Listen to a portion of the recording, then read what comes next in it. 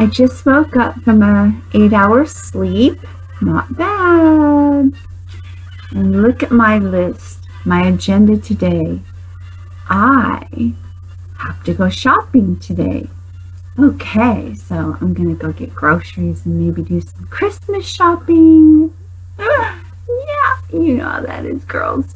Okay, so, but my list is bigger yet. I need to walk the dogs. I need to walk 4 dogs, not just 1 dog. So would I walk them all together? Or do I walk them separately? Good question. Oh, but there's more. I need to clean my house. My kitchen needs attention. You know how that is, girls, right? And I need to clean the kitchen floor. I mean, really get down there and scrub it. Now remember, I have to choose. Oh, then after that, I think I need to go outside. I think there's some work out there waiting for me too. I remember there's some wood that's stacked. It's like not stacked right, so maybe I need to go and work on that too. Yay! So what do you think about that? Well, I think I'm going to accomplish everything today. As if.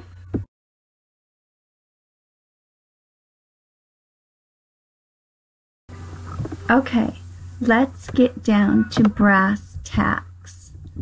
First of all, I want to say, if any of you have a chronic illness and you don't have ME, you might have something different, please feel free to just stay here with me, okay? Now, if you don't have a chronic illness at all, then maybe you would like to learn about it so that maybe you can be there for someone else who may have this illness or any other illness that is related. So, okay, I'm going to start with this. What is ME/CFS? Okay? Now, I'm going to read something to you. First of all, there are a number of different names for what is an illness of uncertain cause affecting many thousands of people. Currently, it is estimated that some 250,000 people in Britain are affected by this illness. Now, the name ME is a term that the association feels is appropriate, which is called myalgic I can never say it. It tongue twists every time. Myalgic encephalomyelitis. It is also known as chronic fatigue syndrome, which is CFS. It is also known as post-viral fatigue syndrome, or PVFS, and chronic fatigue immune dysfunction syndrome, CFIDS. First of all types of people of ages are affected. There can be severe and debilitating fatigue, painful muscles, joints, disordered sleep, gastric disturbances, poor memory, concentration are common. Now, in many of these cases, it is linked to a viral infection. There may be other triggers, which include an operation, like surgery, or maybe a traumatic accident. But some people experience a slow, insidious onset. Now,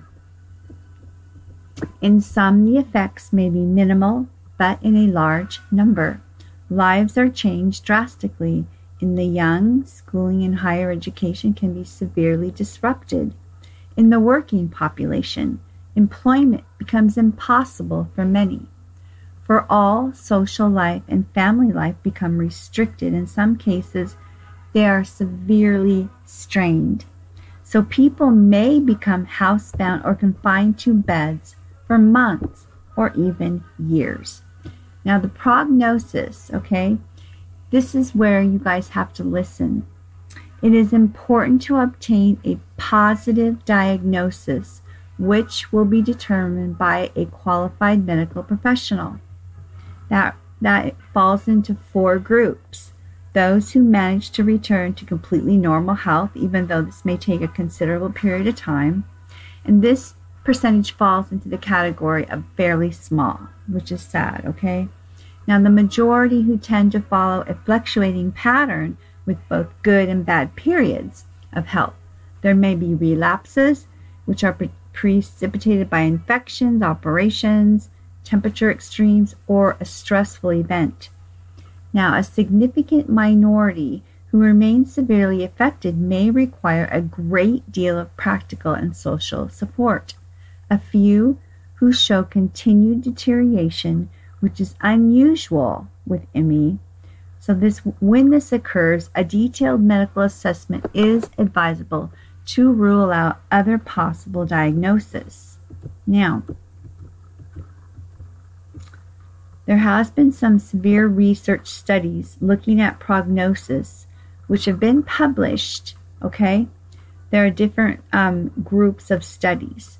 Now, results from these studies indicate that ME or CFS often become a chronic and disabling illness with complete recovery only occurring in a small minority of cases.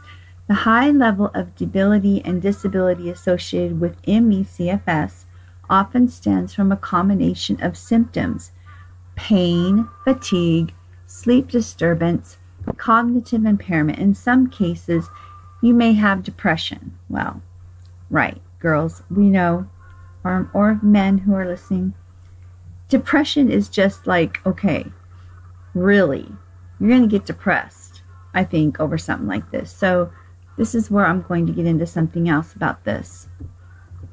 Now, don't just get you down or anything, but according to the CFS site, which is in the UK, there is no current treatment. There's no accepted cure, and there's no universally effective treatment. Okay, so those treatments which have helped reduce symptoms in people have unfortunately proved ineffective and counterproductive.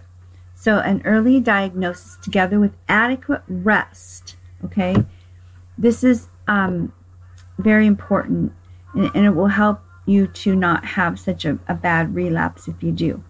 Now, there is much controversy over this acute illness. ME/CFS has attracted more than its fair share of controversy. Now, I know you might have known that there was something going on back in, I believe it was the 1990s, I believe, where Lake Tahoe over there in California, and there were places over there where people were starting to become ill, and they were coming down with this illness, and they actually named it the yuppie flu, okay? It was called like a strange kind of flu, which, you know, whatever. They're always making excuses for these things, okay? But it makes me wonder if it's something in the air. Now, that's my own opinion. These aren't the words of the professionals, but I have to wonder, you know, what is in our environment, and certain immune systems act and trigger differently than other people, okay? So think about that, okay? Now, there are many drugs given for this to help people. There's antidepressants, probably pain medication, and there's also a natural way to go too. Homeopathy, behavioral therapies, acupuncture, diet changes. We all know that these things can have an effectiveness on everything, including your simple illnesses. So basically, ME, they think it's triggered by all these things. But I tend to think that ME may be something in our environment, because why are certain people getting sick where other people are not getting sick? You see. So I'm going to leave you with the thought on that.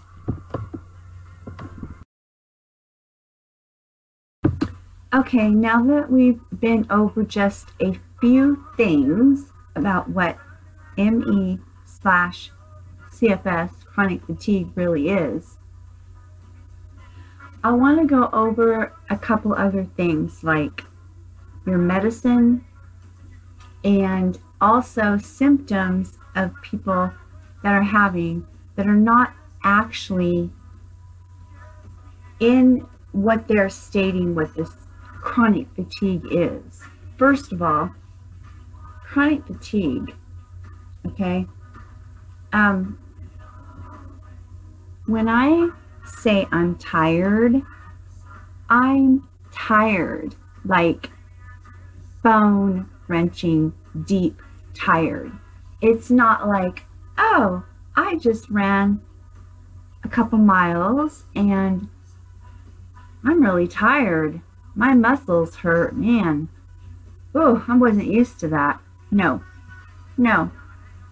When I say I'm tired, I need to like recoup, revent, redo my whole body cycle and just not even think, okay? And I need to like sit down and chill, think about some happy place, or I need to lay down and like pretend I'm going to sleep. Now, another thing that a lot of people who have ME and chronic fatigue, they have fibromyalgia. Now, fibromyalgia is when your muscles have tender points. You have, I think it's 18 tender points, and things hurt you, like your skin hurts you to wear clothes. You are tired. You have fatigue also. What I'm going to do is I'll go over fibromyalgia too. Now, in my case, in 2016, I remember I was really run down, okay? To the point where, you know, when you just don't sleep enough and you have that feeling and then you get an adrenaline rush and you get some of your energy back, but then you use up that energy too, and by the time you get to bed, it's like, oh, you finally conk out, and when you wake up, you feel like you've been hit by a truck. Well, what happened to me in 2016, and this was right before Easter, okay, in 2016, so I guess that would have been somewhere in March. I started feeling really tired, and I didn't think nothing of it, but I went to bed and I woke up and I had a horrible flu. The flu that was going around in 2016. I remember from other people telling me it was like a flu it was like a teasing kind of flu, like, oh, I have the flu. Oh, I don't have the flu. Oh, wait a minute, I have the flu again. Oh, I don't have the flu. And that's what happened to me. It started out before those months where I would get sick and then oh, I'm not sick anymore.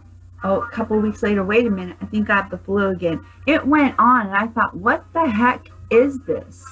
Is this some kind of, I started to think, is this some kind of chemtrails in the air? Is something poisoning the food? Is something in my house I don't know about? Because I kept getting the flu in 2016. It would not go away, no matter what. Changed my toothbrush, changed everything, okay? I use that hand sanitizer. I mean, what more can you freaking do when you just keep getting sick? So in March of 2016, I woke up with the flu again, but this time it hit me the worst of all that I've ever felt, ever. I had to stay in bed for the longest time. I could barely get up to do anything, but I knew I had to get up because I have responsibility. And I'm the type of person that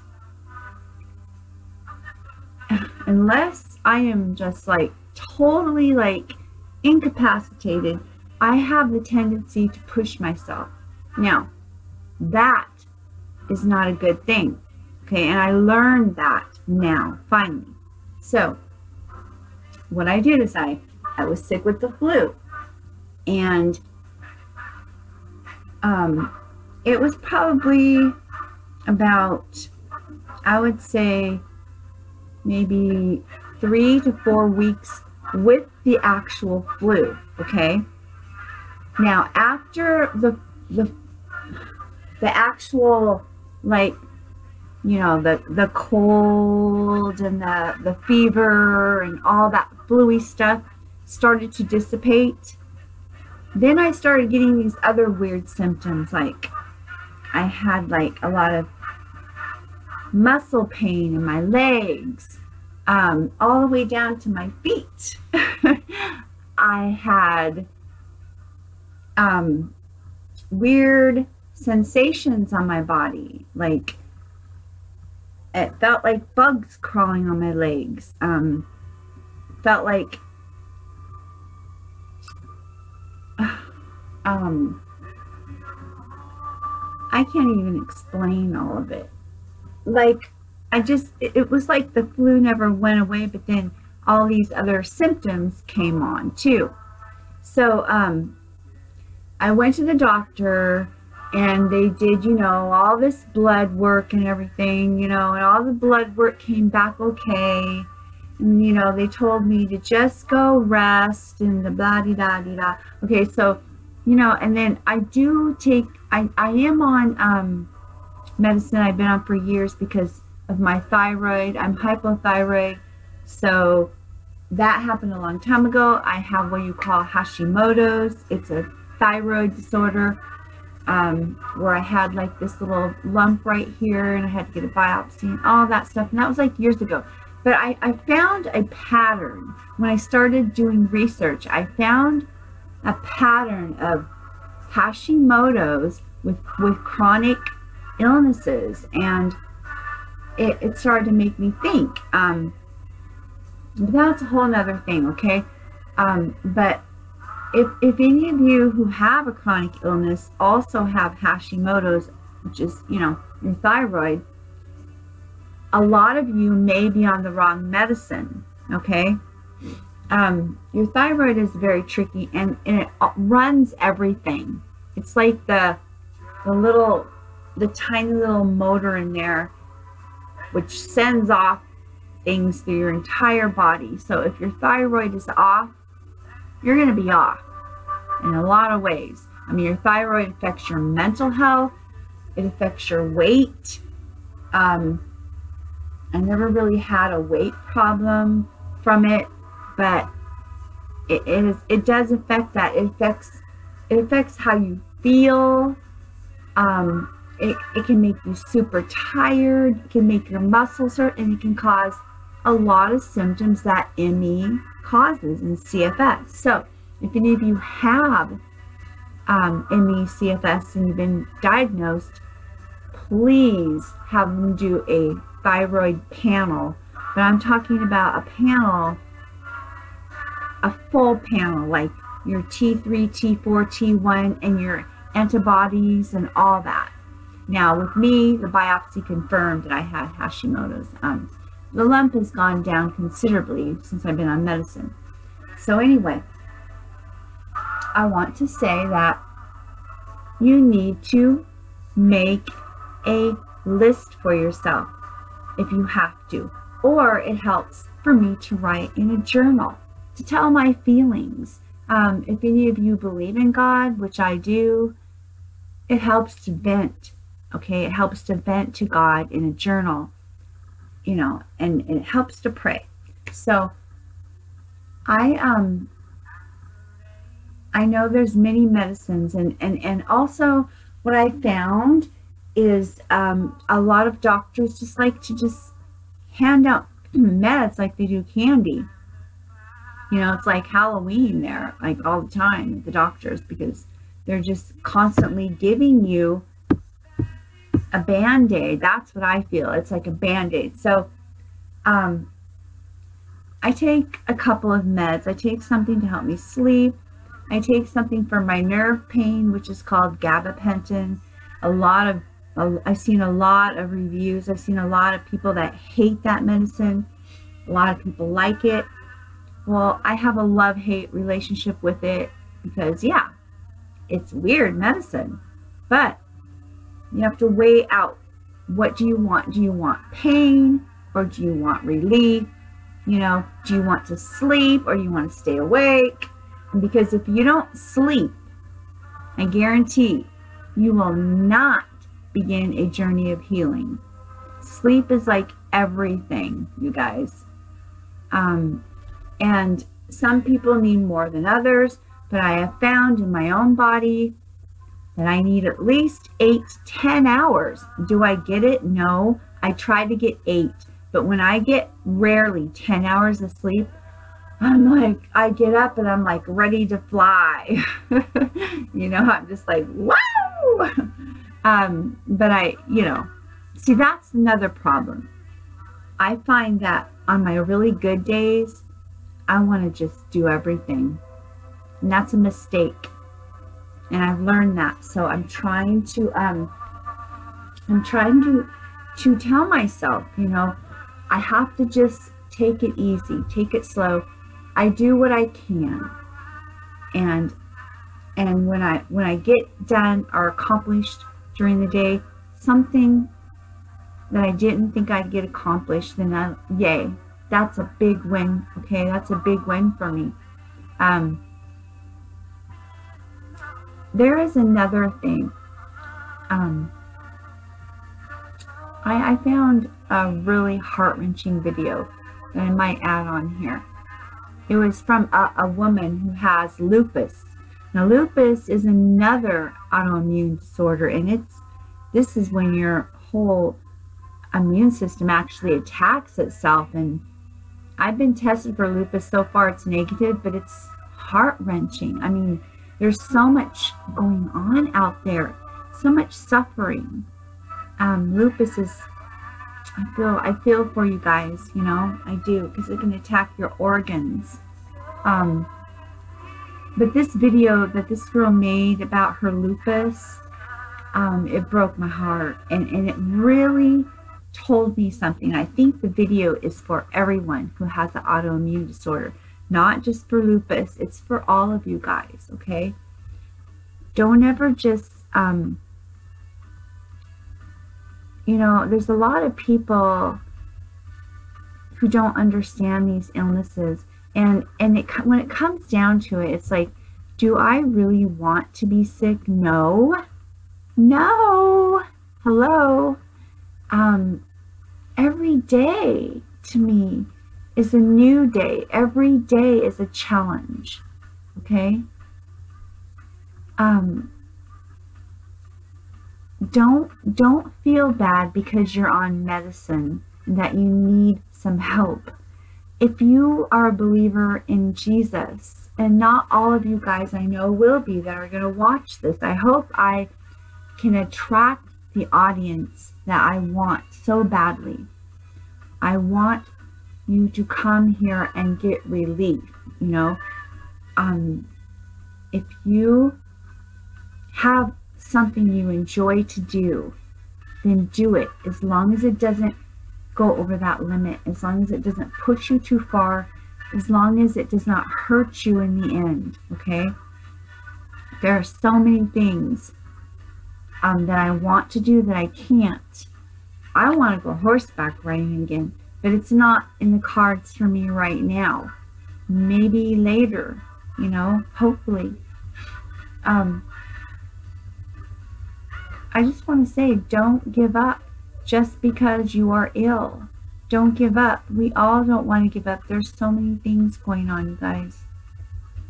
And don't tell your brother and sister in Christ that something's wrong with you because you have an illness. Why aren't you being healed? Why? Well, you need to go read about the Apostle Paul and why he had a thorn in his side. God said, no, I'm going to leave it there because my power and greatness will show through your weakness. Now, does that mean everyone doesn't get healed? No, of course not. No, a lot of people do. And I am on the road to recovery. And I have to tell myself that every single day. This year, I've caught the flu one time. Knock on the computer, right? There's no wood around. So, I mean, listen. I have to have the attitude that I am going to get better. Do you think that these people want to be sick? Do you think they want to go from the level up here to down here? Do you really think they need to be bounced around from these doctors and they're saying, you're faking it? You know that? Or they're saying, you know what? I think it's like maybe a depression thing. You're depressed. Really? Wouldn't you be a little depressed too? You know, that's just a norm. You know, if someone has severe depression, that's going to come out from something. And it's going to be a steady thing.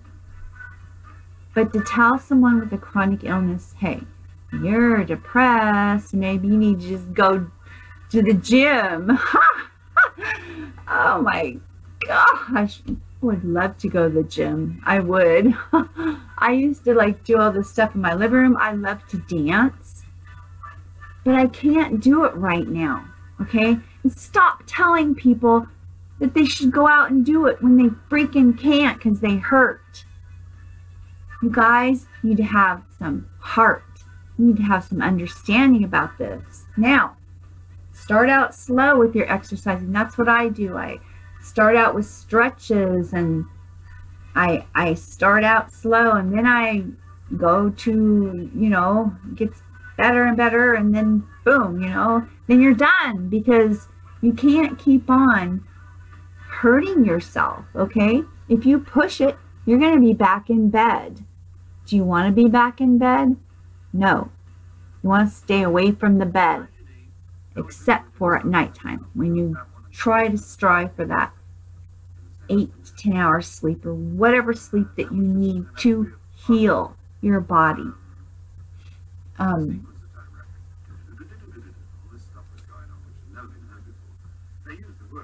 Chronic illness is real, okay? It's real. There are so many illnesses in this world. I think chronic illness is the hardest one to deal with because at least you have cures for certain diseases. You know, you got some cures here and there and trials, but where's the trial? Where are the trials and where are the scientists? You know, where if you're in science and you're trying to find cures, why have they just pushed these chronic illnesses to the side? Because it's not important, I guess. I mean, it's not important enough. They think that we're fakers or whatever. We're just trying to get attention. It's not true.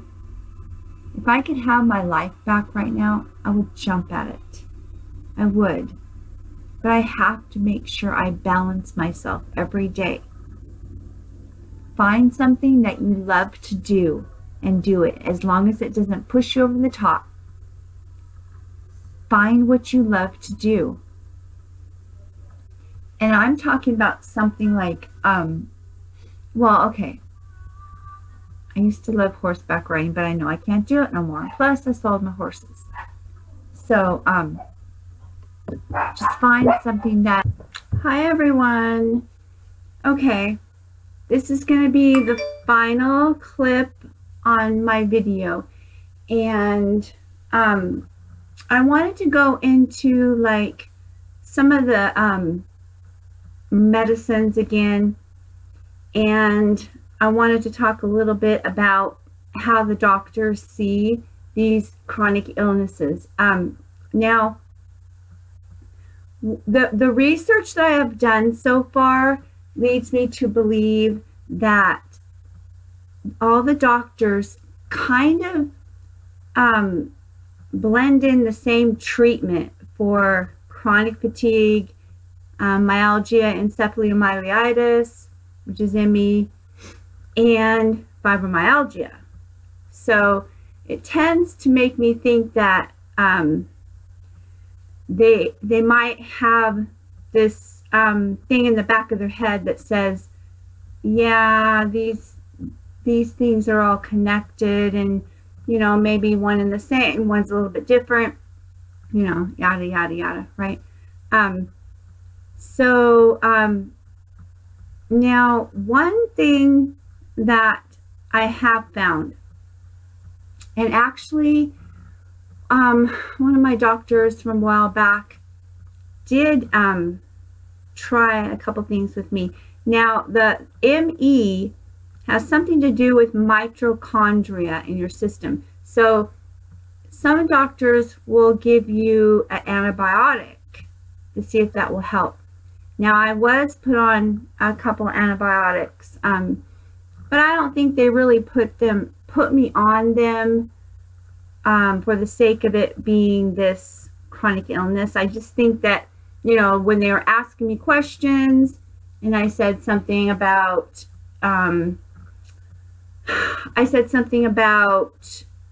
maybe having a sinus issue or swollen glands that weren't going away. Now swollen glands are definitely a part of ME, but I don't know about fibromyalgia being so much swollen glands. I think fibromyalgia is more about having tender points throughout your body, stiffness, but I do have stiffness also. So you see how these things correlate in there, and they seem one and the same, but they're different. My doctor also put me on an antiviral. Now, in the past, I had tested positive for Epstein-Barr. Okay, now everyone in the world has had this. They have, like they say, like 99% of the population has Epstein-Barr, because it, you know, if you've had mono, you'll know what I mean. I had mono when I was younger, and mono is a very sore throat, you know, swollen glands, fever, and really achy, and it's miserable. So I think in 1999, I came down with mono again, but I didn't realize it. And they, you know, the doctor just chalked it off as a virus. And when they tested me for Epstein-Barr, and they said it was active, but things were going down, so you're getting over it, then she kind of labeled me. So from 1999 all the way to probably just 2 years ago, I was labeled of having chronic EBV, which is chronic Epstein-Barr virus, but it's weird because they did like a PCR DNA test on me, which is for Epstein-Barr, but I think that is more for to see if it's in your DNA, to see if you have cancer from Epstein-Barr being chronic, and mine came up negative. So I still am a little baffled by all these tests saying that I've never had EBV, but I know that I have. So I'm going to get to the bottom of that when I see my rheumatologist. And I think that a rheumatologist is like one of the first places you should go if you're having a lot of pain in your muscles, joints, etc. Because there's many issues with arthritic conditions. People have RA, rheumatoid arthritis. They have a fever with that. Now, I have no swollen joints on my body, but I have painful joints. So that's why I was labeled off as fibromyalgia in the past. But then, you know, they started taking a closer look because I would have like a sore throat for no reason. I have swollen glands, and you have glands underneath your arms, and sometimes those get really sore on me, just right under here, you know. and it's the weirdest feeling ever. And if somebody, I can't have anyone like if I've gone to the chiropractor, and even before I started getting a lot of symptoms, I would have a massage done, right? And I'd be laying on my stomach, and they start going up my legs, and I'd be, stop. And they're like, oh, okay, you know, I could barely stand them to, like, you know, because I like a deep massage, but certain parts of my body don't. And also another thing is that after I get a massage, I always, the next day, I feel like I've been hit by a truck. So I think that has a lot to do with your immune system and everything, but you also have to drink a lot of water. And I know the toxicity, you know, the toxics coming out of your body, I know about that. But with people have a chronic illness like me, it is different, okay? Oh, I need to get this. It's different because we're hypersensitive. Okay, fibromyalgia has proved that all the patients are hypersensitive, meaning their nerves are gone haywire, and that's what I feel like. I feel like my nerves are like crossing in different ways they're not supposed to. They're all like haywire, don't know what to do with themselves, whether to hurt, whether to not hurt. You know, they're under there like scrambled, like, what do I do? And they're sending wrong signals to my brain. That's why I'm on gabapentin, because gabapentin is a nerve pain. It doesn't help all the way. Plus, I had to up my dose twice now. You know, and there's side effects, of course. But you know, you can try all these different things to see if it helps you. The antibiotic kind of helped me at times. I was on an antiviral. Now because of the Epstein-Barr, she put me on an antiviral called acyclovir, which is supposed to, what do they say, make your antiviral, make the numbers go down or something, to do with Epstein-Barr. I believe she didn't put me on a high enough dose to really test it. And also, you have to be on an antiviral for months before you see an improvement. Now, it's kind of funny because when I went to get a blood test for all this stuff, I go back in and they hand me the paper. I'm looking at like HIV. And they're like, oh, isn't that what you wanted to be tested for? I said, no, that's not what my doctor said. And they had it mixed up with a different test. And well, at least I know my HIV is negative. So, you know, I was like, whoa, they need to start, you know, you have to really watch your paperwork, because you can have mistakes on your blood test, as I found out a couple of times. So, I was tested. I had an ANA test done, which shows if there's inflammation in your body. Now, it feels like I have inflammation everywhere, but my test says negative inflammation, negative. So when I go see my rheumatologist, I will talk to her about that, and she'll probably run different tests, because you have to see a specialist. Now, a lot of people will go to an infectious disease doctor also, but I'm going to start with the rheumatologist, okay? And you have to have things ruled out. Now, a couple things have been ruled out, but I know there's probably a lot more things to be ruled out when you have these symptoms, because that's why I'm saying they're like all in the same, all in one. Now, another thing is that people are saying Lyme disease is this, and Lyme disease, I mean, they're on this Lyme disease kick. Like, Lyme disease is everything. What do you have? Oh, that's Lyme disease. What's your symptom? Oh, that's Lyme disease, you know. For a minute, I thought, I mean, for a while, I was like, do I have Lyme disease? Well, you know, that's from a tick if you get bitten. And I'm from Washington, and yeah, there's been times where, you know, I went horseback riding in the woods, you know, and it's a different atmosphere. I'm in the desert now. Now, I know they have desert ticks, so who knows, right? I've never been tested for Lyme disease, so I might just suggest it just to rule it out, you know. But don't let everyone tell you, hey, what's your, you know, you have Lyme disease, and they don't even know what the heck they're talking about. Okay, so now I would like to do a lot of research to really find out why all these symptoms have similarities to one another. It does make me very concerned, thinking that maybe there's this big head at the top, and then there's all this little things just sprouting out underneath it like a tree, and they're just like, like the flu virus every year. It gets different every year because it what's the word I'm looking for? Oh, God. The flu shot can't cover all the flu anyway, because it doesn't have everything to cover you with, and it multiplies, it changes every year. So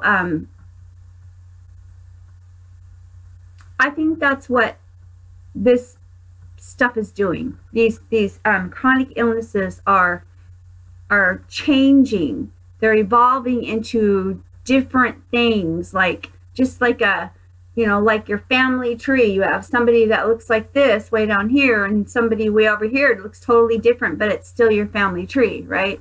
So I kind of lost track of what I was going to say.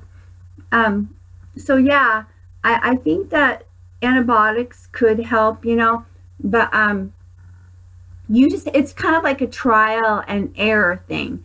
It's the same thing with meds. One med might help you and your neighbor or your friend down the street, or it might not help you at all. Okay, one thing that helps me will not help you, and vice versa. So don't think that everybody is one and the same. Now also, they suggest since they're kind of linking these together, the doctors themselves are linking all these things as one thing, so that's why they're treating it similar. Now in chronic fatigue and ME, you just want to fall asleep wherever you are. Boom. Well, I don't go through that. And see, that's one symptom that I can be real tired and burn out. I'll have to just go lay down, and I'm thinking, wow, I am super tired. I could go to sleep right now. But then my mind just starts going everywhere, and I'm like, oh, I remember I have to do this. So I'll get up and I'll push myself. Now with ME, I think that when they crash, they really crash, and they're done. So maybe that's a symptom that I don't have. There is another symptom with ME, that people who stand up real fast, they want to faint. Now, when I first got sick, I kind of had that symptom, but that could just be from being sick, period. It's not necessarily means, that's because that happened. So what you have to do is write out a journal. Remember what I said before, or vent yourself with a journal. Also have a journal that writes out your symptoms. And see, that's what I'm doing. And so when I see the rheumatologist, she's going to know all the way back what I've been going through for a couple years, not just now. Because if you just go in there and say, hey, I don't feel good and these are my symptoms, well, then she's going to think they're all new. Well, you have to let them know how long you've had the symptoms, if they were vague years ago and now they're worse, and so on. So every little bit helps, Always stay right on top of your doctors. Make sure that they know that you are not kidding. You are asking for help, and you want treatment, and we deserve to have treatment. We deserve to have, some kind of relief with this stuff. No one wants to be in chronic pain, Now with me, I just feel like I have the flu when I get this, or I just feel real run down, you know. Now, one thing I tried a lot of homeopathy. In fact, I tried like some drops that were viral drops. They're very potent. I tried Epstein-Barr drops. It's actually putting some of the stuff into your system, you know, homeopathy. Whoa, man.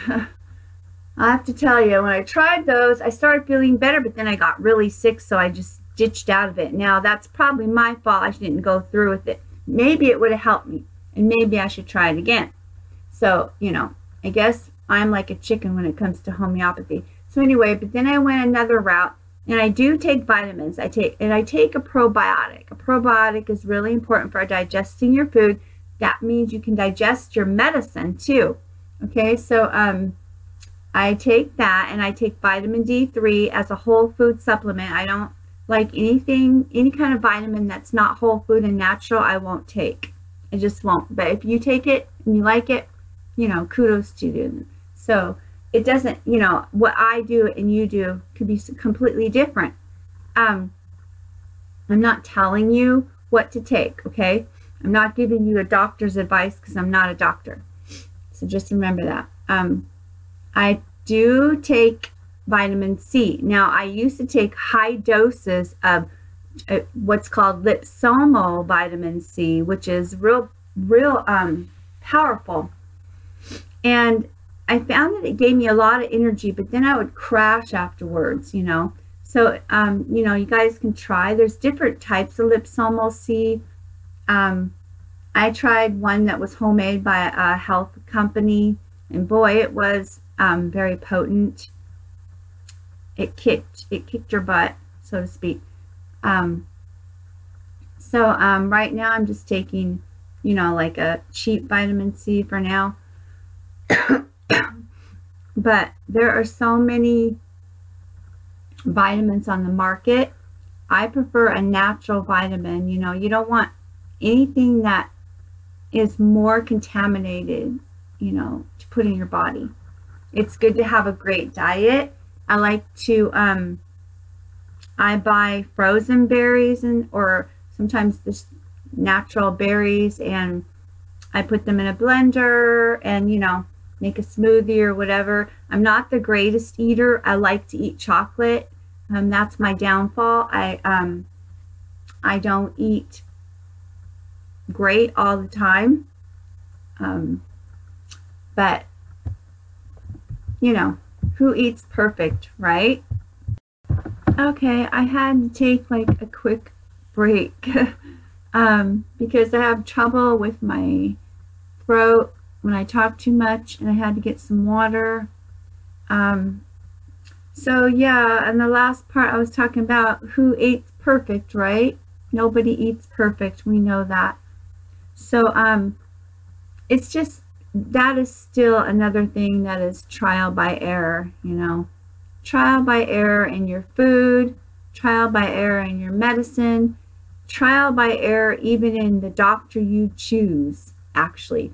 And find a doctor that will look you straight in the eye, that will listen to you, and doesn't make you feel like a routine checkup.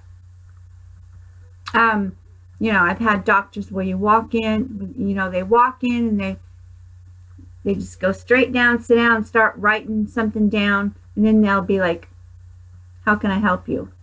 I don't like that. I don't like that. See, the doctor I used to have, she retired.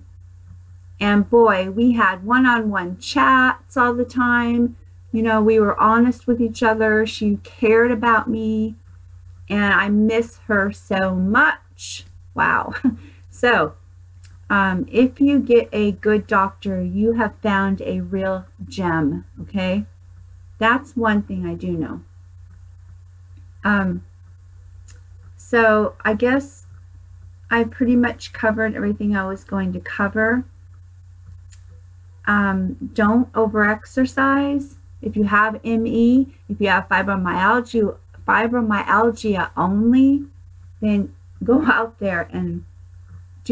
gradual gradual, slow exercise, and then go to, you know, you can work up to that. Because see, that's what I for now, I can go out and take a long walk, but if I start to jog and then I come back in the house, I pay for it. So we have to be very careful. Everyone is different. Another thing that I figured out, well, I know this is common, so I have more pain now because of the weather change, and right now it's like constantly fluctuating. Like one day it's hot, next day it's cold. I think it can't make up its mind, just like my body. It can't make up its mind whether it wants to hurt today or hurt tomorrow. So, oh, I'm telling you. But just try to be happy and joyful if you can. Surround yourself with your family and very good friends that you can trust, okay?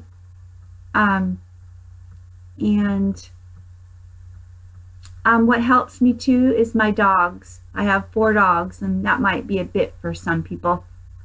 Actually, sometimes it is for me, but they're small, they're Chihuahuas, so I'm like, okay, they make one average dog put together. So that's my excuse for having 4 dogs, little ones. Yeah, well, it just makes one dog, right? So, you know, if you love dogs, cats, or anything, a pet, you could have a pet hamster for all I care, you know. I also have I have an aquarium, and I have some betta fish, and they're half moon, they're beautiful. And yeah, they're awesome, and they're smart, and they know their names, and I talk to them. I know, it's crazy, but that's what I do.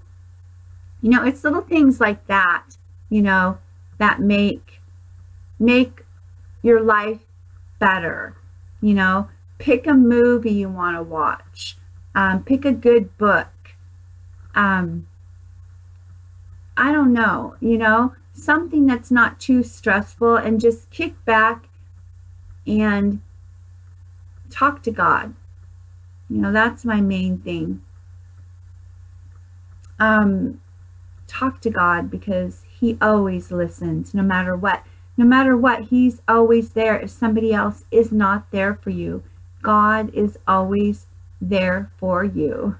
So I just want to say thank you for listening, and I'm not sure if I'll make another video like this. If this one, you know, if I get a lot of comments, or if I get a lot of feedback that helped them, please let me know. You know, if not, then, you know, I hope you find peace in your journey with this illness, because it takes a toll on you, you know. But just remember, you know, it's all going to be worth it, you know, after everything is said and done. I know that it's going to be worth it for me. So anyway, I wish you all a Merry Christmas, and these are to my fellow chronic illness people in the pain. To you guys who are suffering, have a very Merry Christmas, have a Happy New Year, and I pray that 2018 will be a brand new year of pain-free and a lot of love. So I will talk to you again soon. Bye.